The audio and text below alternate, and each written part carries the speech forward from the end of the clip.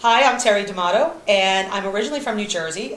You're here in my kitchen in York, Pennsylvania, and today we're going to be showing my recipe for cheesy Florentine Biscuit Cups. I am a finalist in the Pillsbury Bake Off. This year it's being held in Dallas on April 14th. And what it was is a Texas-sized muffin cup, and you put a Grand's biscuit in there. You use Canadian bacon, chopped Canadian bacon, sauteed spinach, a raw egg, and cheddar cheese on top, and it bakes in the muffin cup. What's unique about it is the egg actually bakes in the muffin without having to be prepared somehow beforehand or combined with other ingredients. So when you cut it open, you get this wonderful, nice big whole egg with the yolk staring right at you. It's very nice. And it's very crunchy. The cheese, when it comes out, is nice and gooey and a little crunchy on top, and it just really makes a really nice mouthful first thing in the morning, nice and savory. What I really wanted to do is I wanted to create a recipe that was pretty much like Eggs Benedict.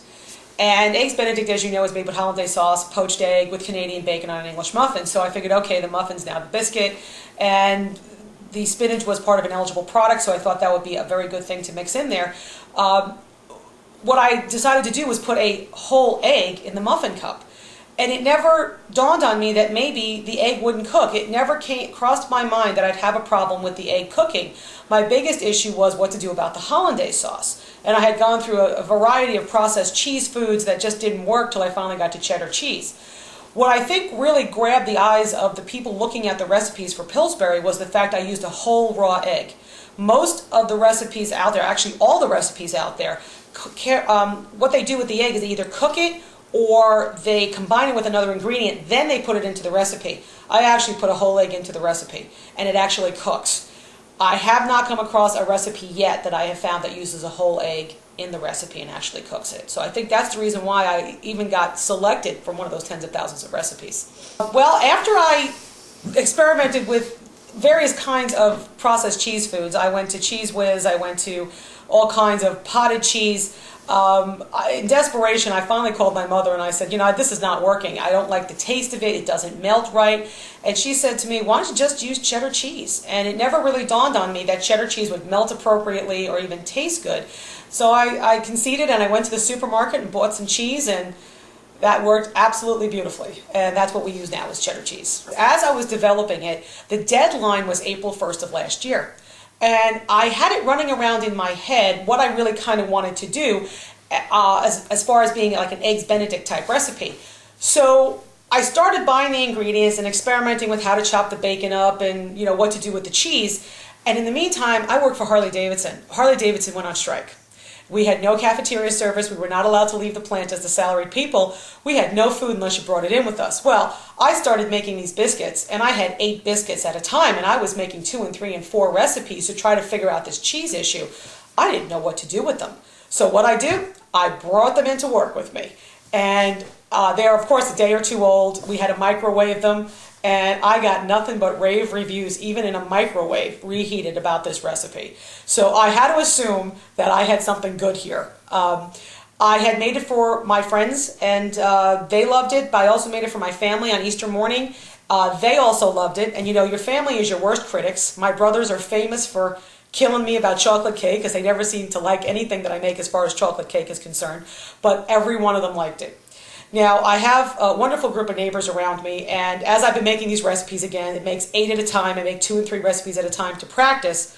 What am I going to do with all this stuff? Not that the people at work mind me bringing them in, so I actually gave some to my neighbors, and one of my neighbors next door has a little 2.5-year-old girl. I brought them over to her. Within about 10 minutes, she came back over to me and said, I cannot believe how good these are. Even the 2-year-old's eating it with the spinach. She loves it. So I really believe that's a good recipe. Anything that a little kid would like and anything that's so easy to make and everyone loves, that's a good recipe. Well, I love to cook, okay? And I take every opportunity to cook for myself every night, but I take every opportunity to use the weekends to cook. And I'm usually cooking something on each weekend, no matter what it is. I get bored real easily, but I love to cook. I really believe that anything homemade is a comfort food. Anything that comes out of your oven made with your hands, people appreciate just so much more. I have been known to make 100 loaves of sourdough bread at a time. I've been known to decide that I wanted muffins this weekend, and 8 dozen Texas-sized muffins later, I have my muffins and I give the rest away. It doesn't matter to me that I give it away. It's like my hobby. It's like going to play a round of golf. I go and I make muffins, or I make bread, or I make cookies. My mother and I both, but basically cooked, not baked. I remember early on us canning and making big meals. You know, I'm Italian, you know, the pasta sauce, the pasta, the lasagna, the stuffed shells, the whole thing. I really got into baking only when I moved out on my own a couple of years ago, that I really started to feel my voice in baking.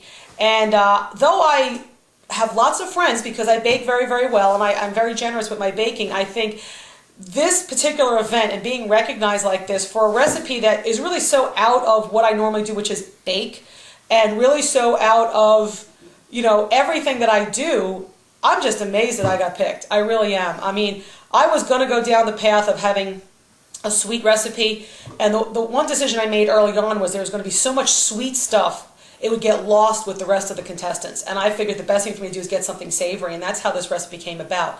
I've never invented a recipe.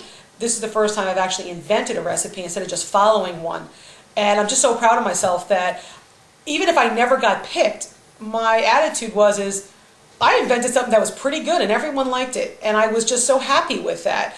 I'm really honored to go to the Bake Off. I just think it's like, it is the cooking contest of the year, and it is the royal contest. And if you go to the Bake Off, you are famous forever. And if you win or lose, it doesn't matter. You've been to the Bake Off. My idea was always that I wanted to go to the Bake Off and cook. I really don't care if I win. Of course, I'd love the $1 million, but just to be there was always my goal. It's just to get there on the floor and cook. And I've got the goal, and that was the best thing of all. I mean, I'll put it in my mouth if you want. It is good. I appreciate it.